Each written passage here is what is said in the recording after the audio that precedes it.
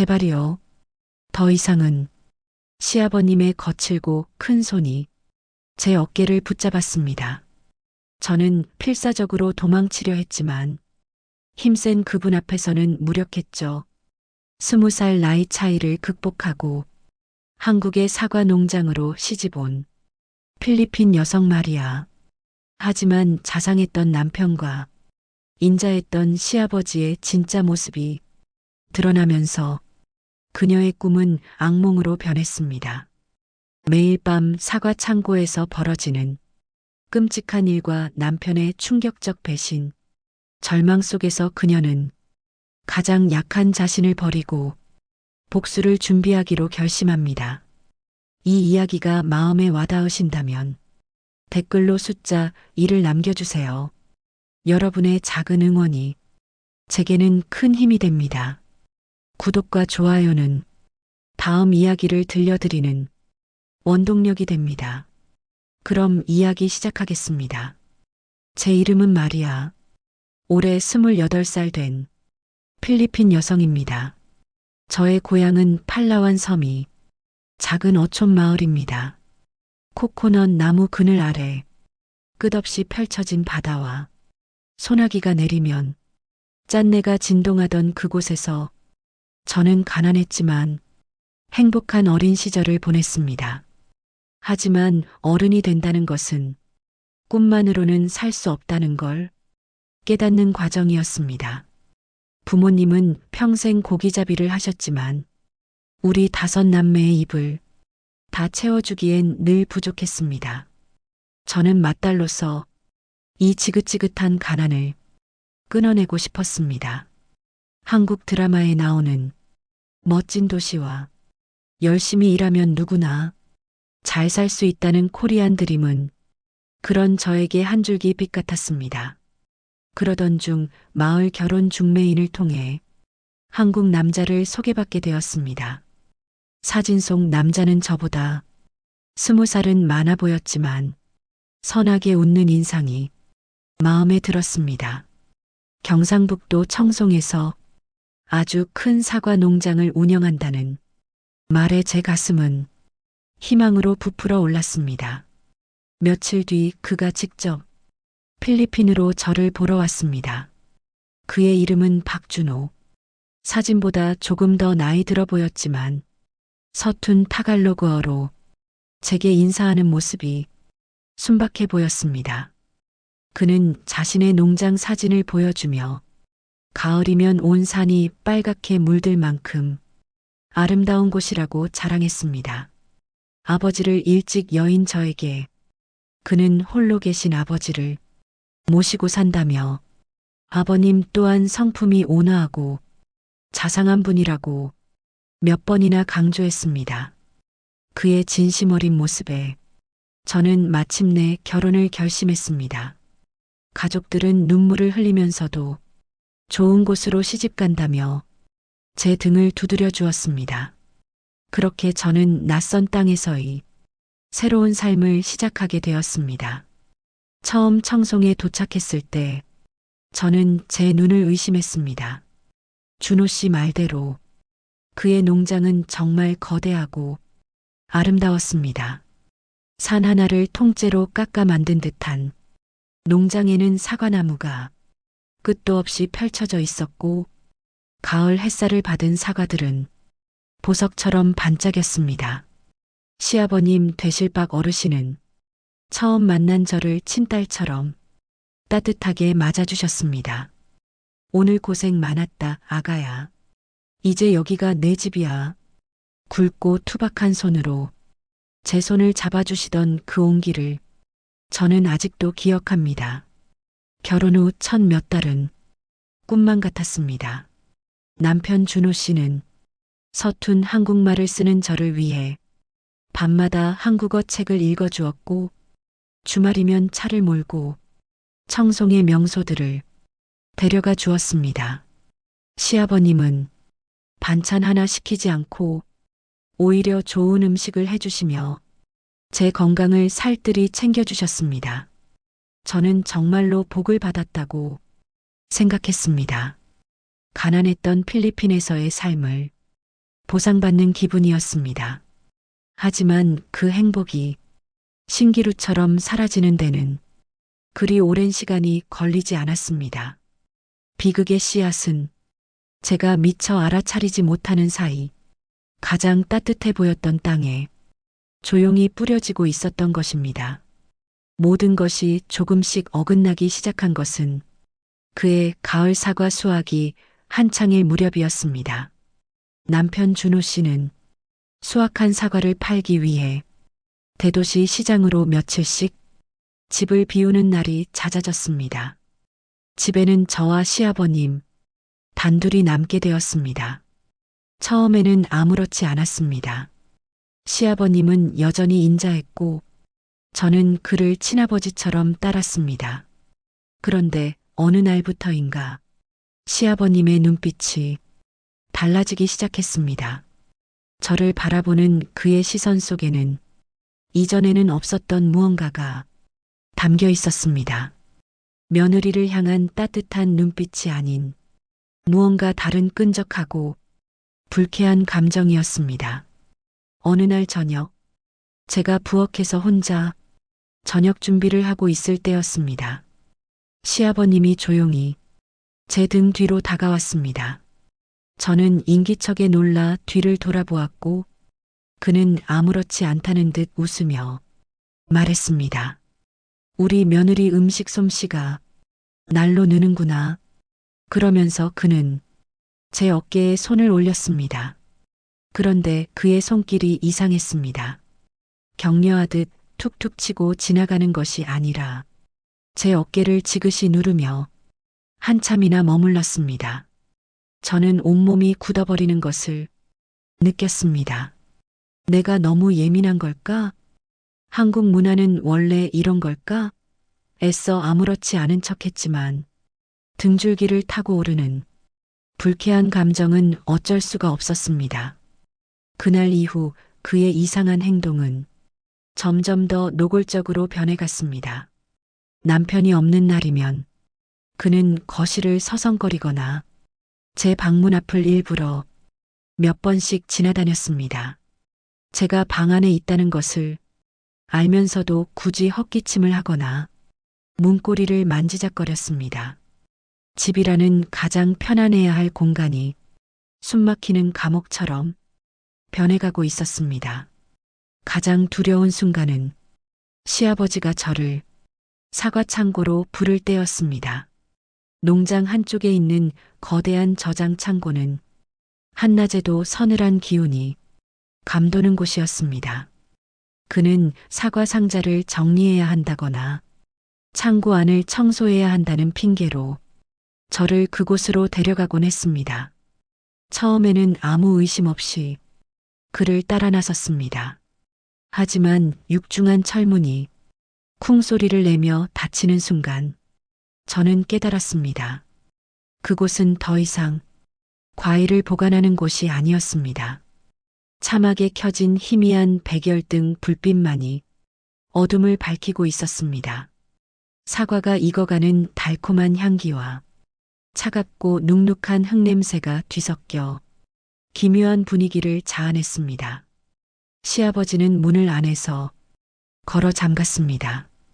저는 그제야 무언가 잘못되었다는 것을 깨닫고 뒷걸음질 쳤습니다. 아버님, 왜 문을? 저의 말이 채 끝나기도 전에 그는 짐승처럼 저에게 달려들었습니다. 제가 평생 아버지처럼 믿고 따랐던 그 인자한 얼굴은 온데간데 없고 욕망에 번들거리는 낯선 남자의 얼굴만이 그곳에 있었습니다. 저는 필사적으로 저항했습니다. 소리를 지르고 그의 팔을 물어뜯고 발버둥을 쳤습니다. 하지만 남자의 완력 앞에 28살 여자의 저항은 너무나 무력했습니다. 저의 울음은 수북이 쌓인 사과 상자들 사이에 부딪혀 공허한 메아리가 될 뿐이었습니다. 그날 그 차갑고 어두운 창고 안에서 저는 모든 것을 잃었습니다. 제 몸과 마음, 그리고 한국이라는 낯선 땅에서 품었던 한 가닥 희망까지 그 후로 사과 창고는 제게 지옥 그 자체가 되었습니다. 그는 남편이 집을 비울 때마다 마치 그것이 당연한 권리라도 되는 양저를 그곳으로 끌고 갔습니다. 저는 매일 밤을 눈물로 지새웠습니다. 죽고 싶다는 생각뿐이었습니다. 하지만 이역만리 타국에서 제가 기댈 곳은 아무 데도 없었습니다. 시댁 식구들은 제 신분증과 통장, 여권까지 모두 가져가 버렸습니다. 저는 말 그대로 갇힌 새와 다름없는 신세였습니다. 남편이 돌아오면 저는 아무 일도 없었던 것처럼 웃어야 했습니다. 목구멍까지 차오르는 울음을 억지로 삼키며 그와 그의 아버지를 위해 밥상을 차려야 했습니다. 그들이 한 식탁에 마주 앉아 태연하게 사과를 깎아 먹는 모습을 볼 때마다 저는 속으로 피눈물을 흘렸습니다. 사과의 달콤한 향기는 이제 제게 역겨운 악취가 되어버렸습니다. 그러던 어느 날 저는 더 이상 참을 수 없다고 생각했습니다. 이대로 살다가는 정말 미쳐버릴 것 같았습니다. 저는 용기를 내어 남편에게 모든 사실을 털어놓기로 결심했습니다. 그날 밤 잠자리에 든 남편의 옆에서 저는 떨리는 목소리로 입을 열었습니다. 여보, 할 말이 있어요. 아버님이 저에게. 제 목소리는 수치심과 공포로 심하게 떨렸습니다. 저는 그날 창고에서 있었던 일을 눈물을 쏟으며 겨우겨우 이야기했습니다. 제 말을 듣는 남편의 표정은 점점 굳어갔습니다. 저는 그가 저를 위로해주고 당장이라도 달려가 아버지의 멱살을 잡을 것이라고 믿었습니다. 그는 제 유일한 희망이었습니다. 하지만 제 기대는 산산조각이 나고 말았습니다. 모든 이야기를 들은 남편은 한참 동안의 침묵 끝에 충격적인 말을 내뱉었습니다. 그의 목소리는 차갑고 무심했습니다. 아버지가 외로우셔서 그러시는 거야. 당신이 며느리로서 좀 너그럽게 이해해드려. 어머니 돌아가시고 얼마나 적적하시겠어? 저는 제 귀를 의심했습니다. 지금 제 남편이라는 사람이 자신의 아버지가 며느리에게 저지른 끔찍한 짓을 그저 외로움 탓으로 돌리고 있는 것이었습니다. 그는 제게 사과하거나 저를 위로하기는커녕 오히려 저를 이상한 사람으로 몰아가고 있었습니다. 그 순간 저는 깨달았습니다. 제 남편은 방관자가 아니었습니다. 그는 침묵의 공범자였습니다. 어쩌면 이 모든 것을 알고 있었으면서도 자신의 편의를 위해 애써 모른 척해왔던 것일지도 모릅니다. 하늘이 무너져 내리는 듯한 절망감이 저를 덮쳤습니다. 이제 이 지옥에서 저를 구해줄 사람은 아무도 없었습니다. 남편의 배신은 시아버지의 폭력보다 더 날카로운 비수가 되어 제 심장을 찔렀습니다. 그날 이후 저는 남편이라는 존재에 대한 마지막 희망마저 버렸습니다. 그는 더 이상 제게 남편이 아니었습니다.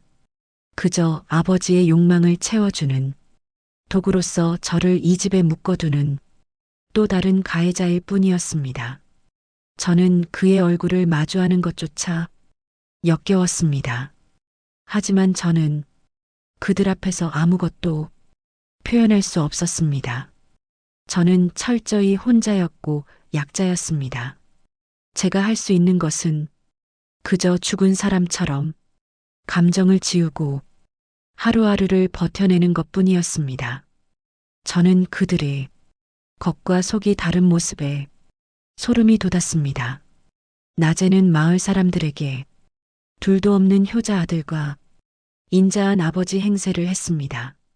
그들은 주말마다 함께 교회에 나가고 마을의 대소사에도 빠짐없이 참석하며 좋은 평판을 쌓았습니다. 마을 사람들은 모두 그들을 칭찬했습니다. 박 어르신 댁 며느리는 참 복도 많지. 저렇게 좋은 시아버지와 남편까지 만났으니.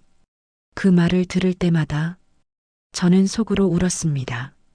저의 썩어 문드러져가는 속을 이 세상 누구도 알지 못했습니다. 저는 남편 준호라는 사람을 이해해 보려고 했습니다.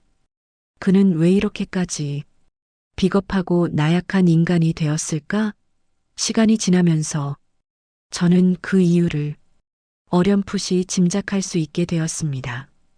그는 경제적으로 완전히 아버지에게 묶여 있었습니다. 농장의 모든 소유권은 시아버지 명의로 되어 있었고 남편은 그저 아버지 밑에서 일하는 일꾼에 불과했습니다. 그는 아버지가 주는 용돈으로 생활했고 자신의 이름으로 된 재산은 아무것도 없었습니다. 시아버지는 이것을 무기 삼아 아들을 철저히 쥐고 흔들었습니다. 아들이 조금이라도 자신의 뜻에 거역하는 기미를 보이면 이놈아, 내가 내 덕에 먹고 사는 줄 알아야지. 당장 이 집에서 나가. 라며 호령을 내렸습니다. 남편은 40이 넘은 나이에도 아버지 앞에서는 어린아이처럼 벌벌 떨었습니다. 그는 아버지의 폭력적인 성격과 그 그늘 아래 빌부터 살아가는 자신의 무력함을 너무나 잘 알고 있었습니다. 그래서 그는 아내의 고통을 외면하는 길을 택했던 것입니다. 진실을 마주하는 것보다 거짓된 평화를 유지하는 것이 그에게는 더 쉬운 일이었을 테니까요. 어느 날 저는 이 지옥에서 벗어나야겠다는 생각에 사로잡혔습니다. 더 이상 이렇게 살 수는 없었습니다. 저는 제 신분증과 여권을 되찾기 위해 시아버지의 방을 몰래 뒤지기 시작했습니다. 시아버지가 밭에 나간 틈을 타 저는 떨리는 손으로 그의 방 장롱과 서랍을 샅샅이 뒤졌습니다. 마침내 장롱 깊숙한 곳 낡은 나무 상자 안에서 저의 여권과 통장을 발견했습니다. 심장이 미친 듯이 뛰었습니다. 저는 그것들을 품에 숨기고 무작정 집 밖으로 뛰쳐나왔습니다. 어디로 가야 할지, 무엇을 해야 할지 아무런 계획도 없었습니다. 그저 이 집에서 최대한 멀리 도망쳐야겠다는 생각뿐이었습니다. 저는 신발도 제대로 신지 못한 채 농장을 가로질러 미친 듯이 달렸습니다. 사과나무 가지에 얼굴이 긁히고 발바닥이 돌부리에 찢겨 피가 났지만 아픔을 느낄 겨를도 없었습니다. 한참을 달려 마을 입구의 버스 정류장에 도착했을 때 저는 숨을 헐떡이며 서울로 가는 버스를 기다렸습니다. 바로 그때였습니다. 뒤에서 익숙한 엔진 소리가 들려왔습니다. 남편이었습니다. 그는 차에서 내리더니 제 팔을 거칠게 잡아 끌었습니다. 당신 지금 뭐 하는 짓이야? 제정신이야? 그의 눈에는 걱정이 아닌 분노가 가득했습니다. 저는 그의 손을 뿌리치며 절규했습니다. 놔줘요. 나 이제 당신 아내 아니야. 이런 지옥 같은 곳에서 더는 못 살아. 하지만 그는 막무가내였습니다. 집안 망신시킬 작정이야? 조용히 해. 사람들이 보잖아. 그는 주변을 두리번거리며 저를 억지로 차에 태우려 했습니다. 저는 마지막 힘을 다해 저항했지만 결국 그의 힘에 눌려 차 안으로 끌려 들어가고 말았습니다. 차 안에서 그는 저를 향해 애원하듯 말했습니다. 마리아, 제발 이러지 마. 당신 이렇게 떠나버리면 나는 어떻게 살라고? 아버지가 나를 가만두지 않을 거야. 내 인생은 끝장이라고. 그는 끝까지 저의 아픔이 아닌 자신의 걱정만 하고 있었습니다. 그 순간 저는 모든 희망을 놓아버렸습니다. 저는 다시 그 지옥으로 끌려 들어갔고 그날 이후 시아버지의 감시와 폭력은 더욱 심해졌습니다. 저는 깊은 절망의 늪에 빠져들었습니다. 매일 밤 사과 창고의 차가운 시멘트 바닥에 웅크리고 누워 이 고통을 끝낼 수 있는 방법은 오직 죽음뿐이라고 생각했습니다. 절망의 가장 깊은 곳에서 인간은 때로 가장 강한 힘을 발휘하기도 합니다. 저 역시 마찬가지였습니다. 죽음의 문턱까지 갔던 저는 어느 날 문득 정신이 번쩍 들었습니다. 이대로 죽는 것은 너무나 억울했습니다. 나를 이렇게 만든 저 악마 같은 인간들에게 아무런 죗값도 치르게 하지 않고 이대로 사라져버리는 것은 진정한 패배라고 생각했습니다. 저를 위해 평생을 희생하신 필리핀의 부모님과 저의 행복을 빌어주던 동생들의 얼굴이 떠올랐습니다. 저는 그들을 위해서라도 이렇게 무너질 수는 없었습니다. 그날 이후 저는 달라지기로 결심했습니다. 더 이상 눈물만 흘리는 나약한 피해자가 아니라 복수를 준비하는 강한 생존자가 되기로 저는 그들에게 무릎 꿇지 않을 것이며 언젠가 반드시 그들을 법의 심판대에 세울 것이라고 맹세했습니다. 하지만 어떻게? 저에게는 돈도 힘도 도와줄 사람도 없었습니다. 제가 가진 것이라고는 억울함과 분노뿐이었습니다. 저는 방법을 찾아야만 했습니다. 그들의 만행을 세상에 알릴 수 있는 누구도 부정할 수 없는 명백한 증거를 모아야 했습니다. 바로 그때 제 머릿속에 한 가지 생각이 스쳐 지나갔습니다. 녹음, 그들의 목소리를, 그들이 저에게 내뱉는 폭언과 협박을, 그 음흉한 웃음소리를 모두 기록하는 것이었습니다. 하지만 어떻게 녹음기를 구할 수 있을까요? 제가 가진 돈은 한 푼도 없었고 집 밖으로는 한 발짝도 나갈 수 없는 감시 속에 있었습니다. 저는 며칠 밤낮을 고민한 끝에 한 가지 꾀를 내었습니다. 바로 남편의 죄책감을 이용하는 것이었습니다. 그는 저를 지켜주지 못했다는 미안함을 마음 한구석에 가지고 있는 나약한 인간이었습니다. 저는 며칠간 아무것도 먹지 않고 시름시름 앓는 척을 했습니다.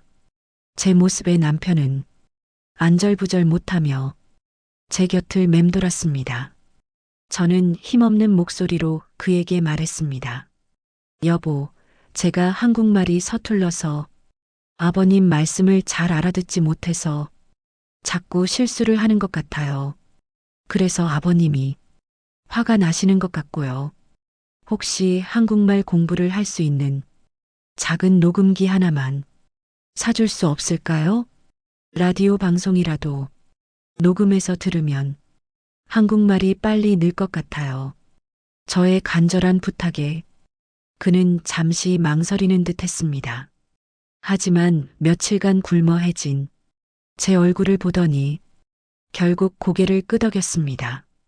어쩌면 그는 그것으로 자신의 죄책감을 조금이나마 덜고 싶었는지도 모릅니다. 며칠 뒤 남편은 제 손에 작은 MP3 녹음기 하나를 쥐어주었습니다. 제 손바닥 안에 쏙 들어오는 아주 작고 낡은 것이었습니다. 저는 그것을 받아들고 속으로 환호성을 질렀습니다. 이것은 단순한 기계가 아니었습니다. 제 복수의 시작을 알리는 신호탄이자 저의 가장 강력한 무기가 될 것이었습니다. 저는 그날부터 녹음기를 항상 몸에 지니고 다녔습니다. 그리고 기회를 기다렸습니다. 기회는 생각보다 빨리 찾아왔습니다. 며칠 뒤 시아버지는 또다시 저를 사과창고로 불렀습니다. 저는 두려움에 온몸이 떨렸지만 한편으로는 심장이 세차게 뛰었습니다. 저는 창고로 끌려 들어가기 직전 옷 속에 숨겨두었던 녹음기의 녹음 버튼을 몰래 눌렀습니다. 그날 창고 안에서 벌어진 모든 일들이, 그가 내뱉은 모든 더러운 말들이 저의 신음소리와 함께 작은 기계 안에 고스란히 담겼습니다. 그날 밤 저는 이불 속에서 숨죽여 그 녹음 파일을 들었습니다. 제 귀로 다시 듣는 그 순간은 너무나 끔찍하고 고통스러웠지만 저는 울지 않았습니다. 이것은 저의 상처의 기록이자 그의 범죄의 증거였습니다. 저는 그날 아주 작은 첫 번째 승리를 거두었습니다. 그리고 저에게 또 다른 희망의 빛이 찾아왔습니다. 바로 이웃 농장의 강 할머니였습니다. 할머니는 홀로 작은 사과밭을 이루며 사시는 분이었는데 가끔 저희 집 담벼락 너머로 저를 안쓰럽게 바라보곤 하셨습니다. 어느 날 제가 마당에서 빨래를 널고 있을 때 강 할머니가 조용히 저를 불렀습니다. 새댁, 이리 와서 이거 좀 먹어봐. 내가 쑥국을 좀 끓였어. 할머니가 담벼락으로 내민 것은 김이 모락모락 나는 따뜻한 쑥국이었습니다. 저는 감사 인사를 하고 그것을 받아들었습니다. 바로 그때 할머니가 제 팔에 있는 시퍼런 멍자국을 보았습니다. 할머니의 눈빛이 순간 흔들렸습니다. 그녀는 아무것도 묻지 않았습니다. 그저 제 손을 꼭 잡아주며 낮은 목소리로 말했습니다. 힘들지? 그래도 절대 죽을 생각은 말아라. 사람만 살아있으면 언젠가는 좋은 날이 온다. 할머니의 따뜻한 위로에 저는 그만 참았던 눈물을 터뜨리고 말았습니다.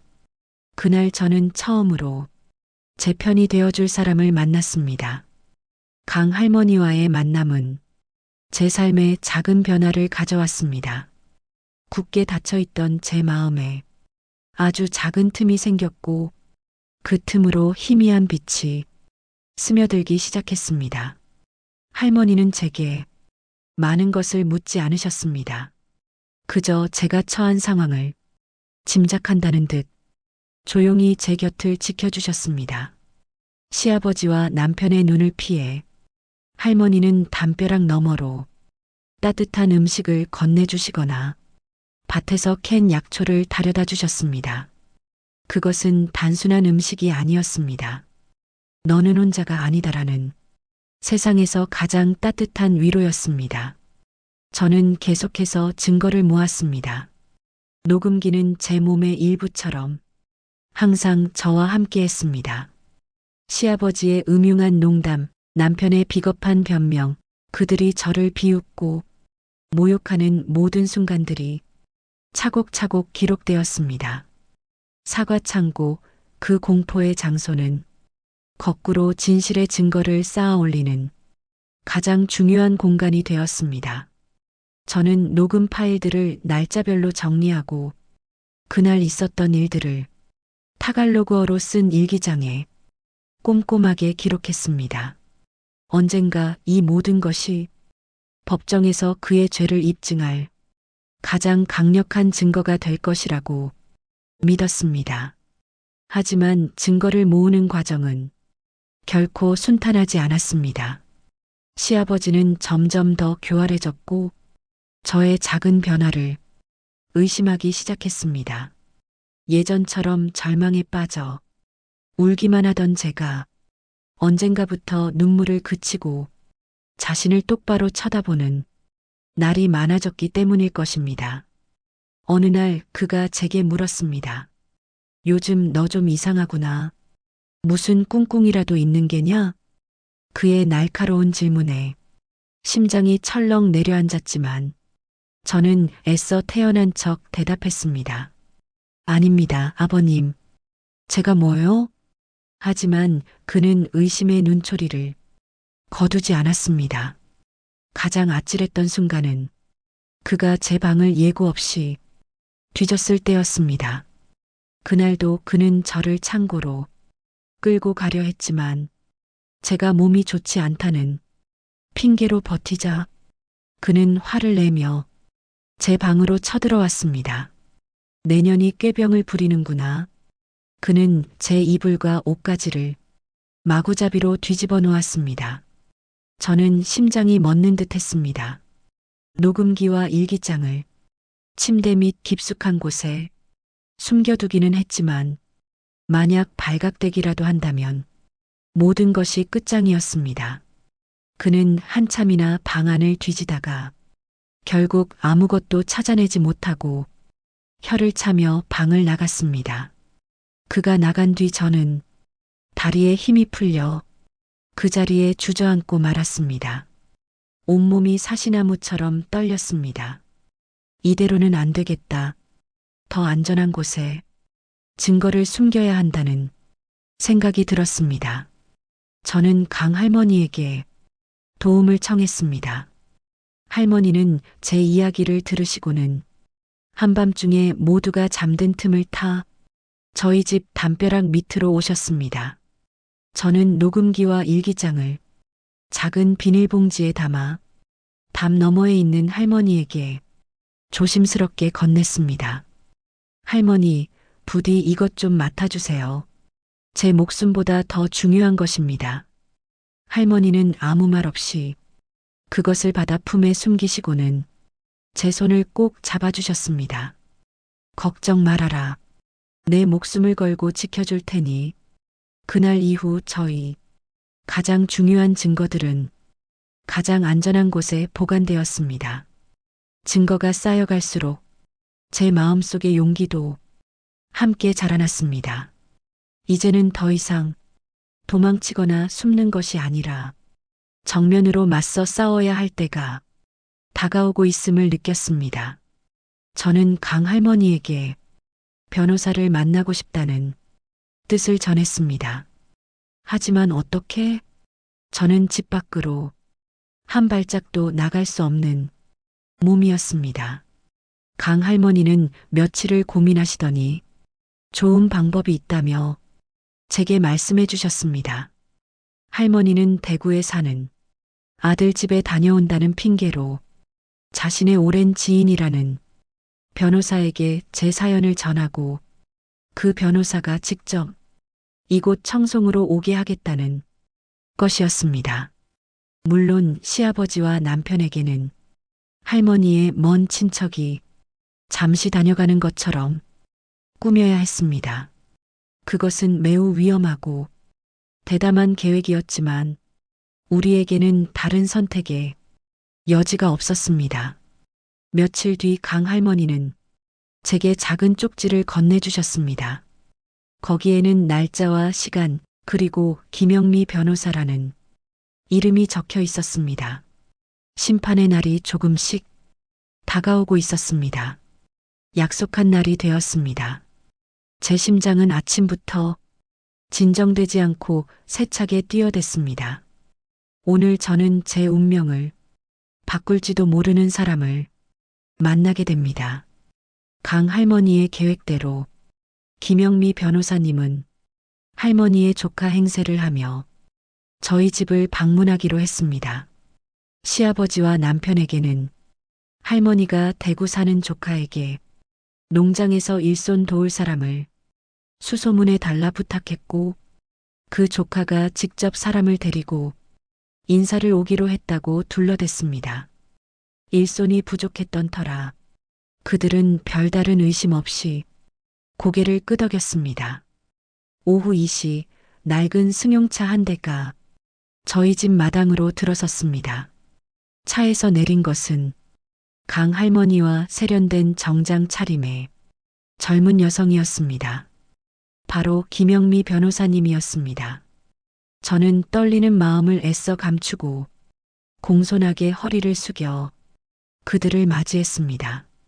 시아버지는 평소의 인자한 주인 행세를 하며 변호사님을 훑어보았습니다.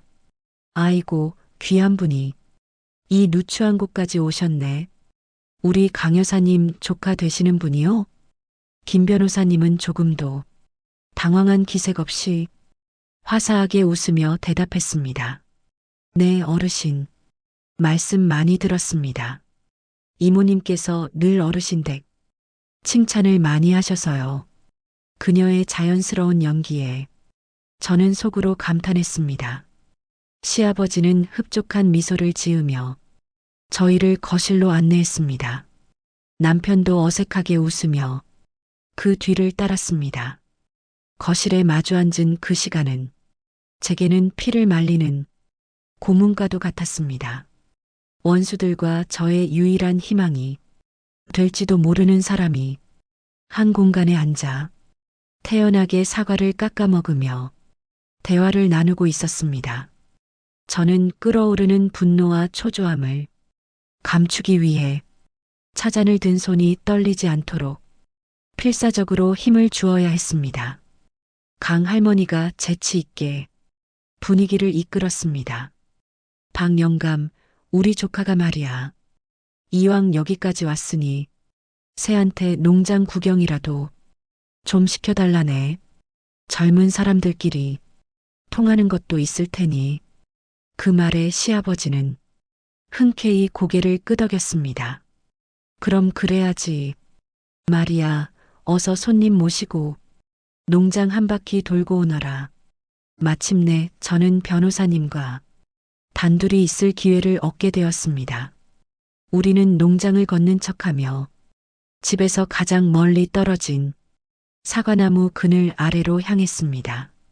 사방이 트여 있어 누가 다가오는지 금방 알 수 있는 곳이었습니다.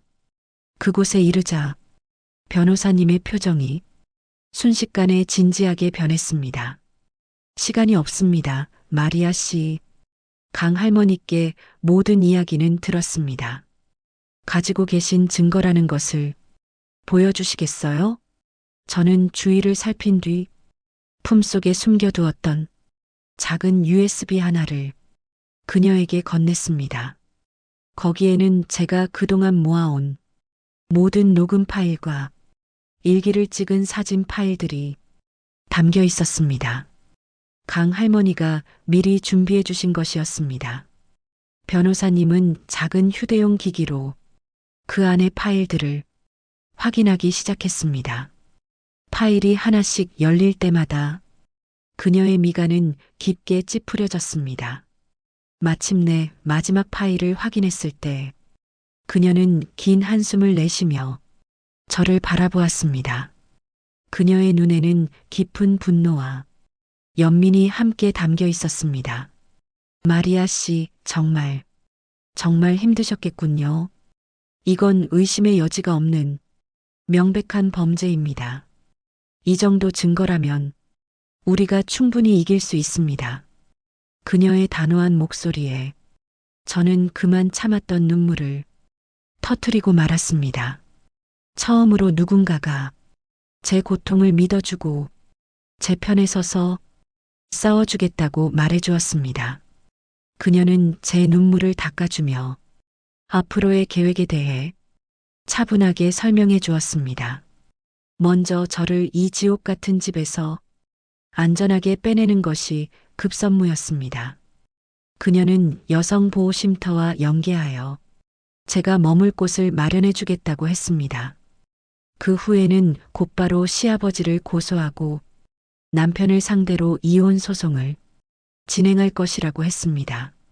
저는 고개를 끄덕였습니다. 두려웠지만 더 이상 물러설 곳은 없었습니다. 바로 그때였습니다.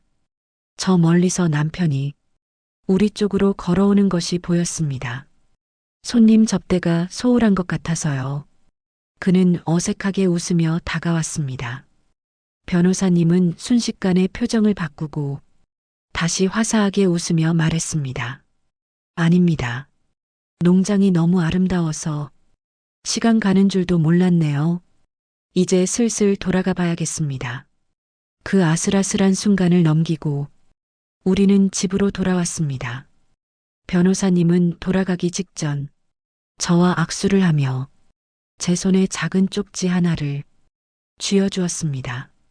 거기에는 날짜와 함께 새벽 2시 마을 입구 느티나무 아래라고 적혀 있었습니다. 탈출의 날이 정해진 것이었습니다. 탈출을 약속한 날까지의 며칠은 제 인생에서 가장 길고도 끔찍한 시간이었습니다. 저는 시아버지와 남편 앞에서 그 어느 때보다 더 순종적인 며느리, 착한 아내, 행세를 해야 했습니다. 그들의 의심을 사서는 안 되었습니다. 저는 매일 아침 그들을 위해 정성껏 밥상을 차렸고 그들의 더러운 농담에도 애써 미소를 지었습니다. 마음은 시커멓게 타들어가고 있었지만 겉으로는 아무렇지 않은 척해야만 했습니다. 밤이 되면 저는 이불 속에서 숨죽여 울며 약속된 시간이 오기만을 간절히 기도했습니다. 드디어 약속한 날 밤이 되었습니다. 저는 짐을 꾸릴 수도 없었습니다.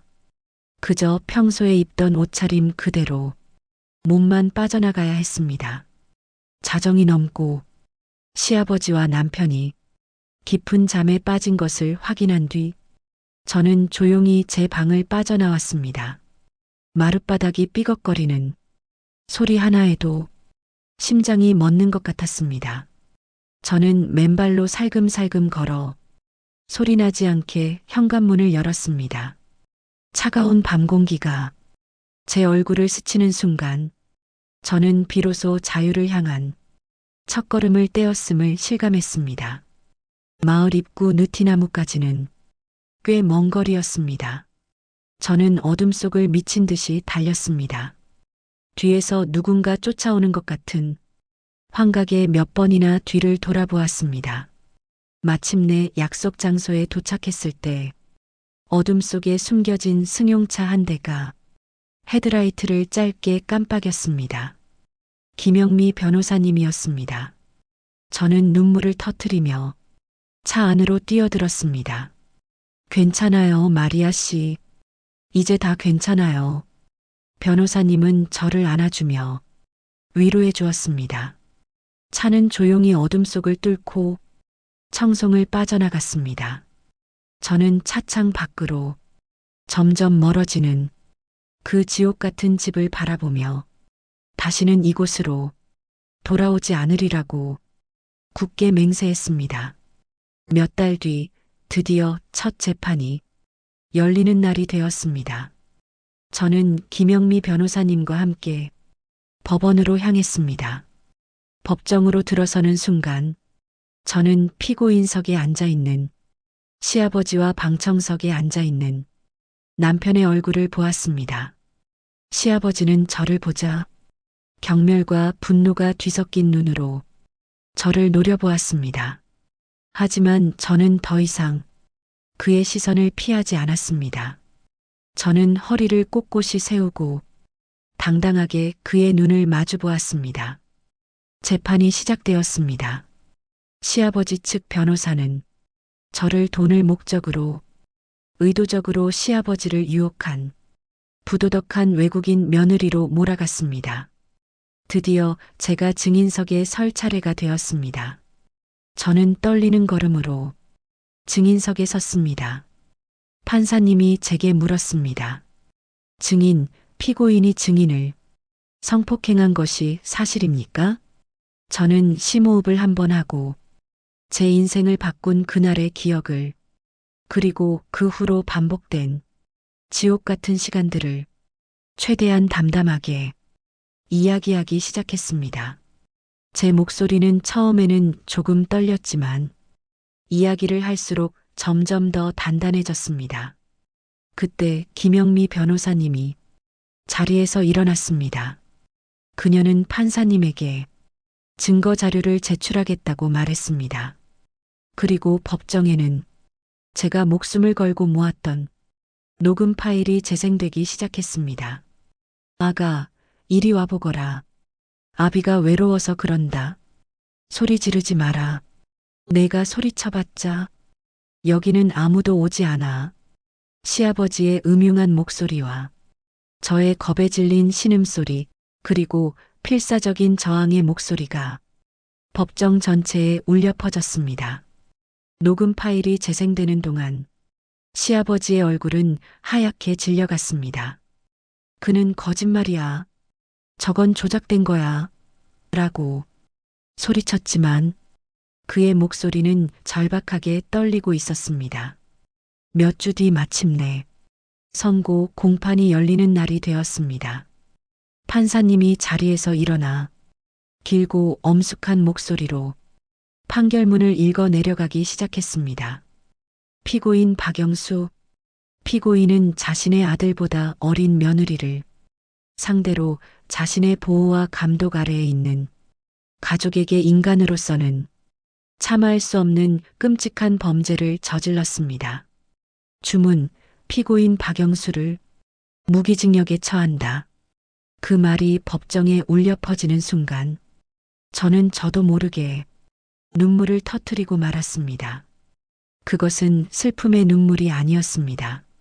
억울함과 분노, 그리고 길고 길었던 고통의 시간이 마침내 끝났다는 안도감에서 오는 눈물이었습니다.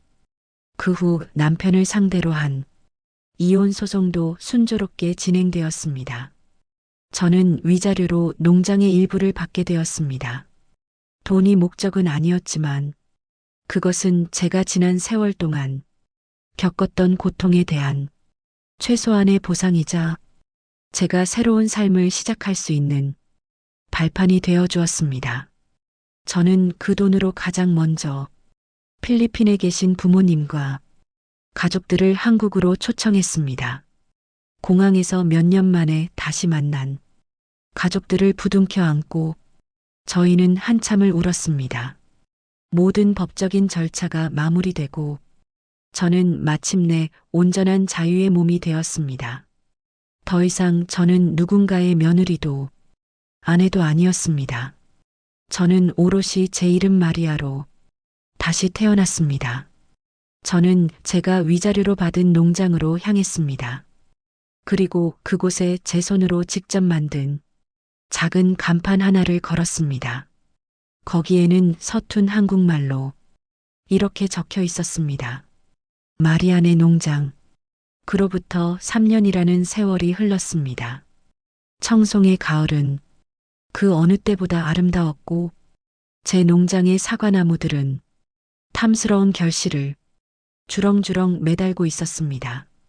저는 더 이상 과거의 상처에 얽매여 눈물 흘리는 약한 여자가 아니었습니다. 저는 이제 마리안의 농장을 당당하게 운영하는 사장님이자 제 삶의 온전한 주인이 되었습니다.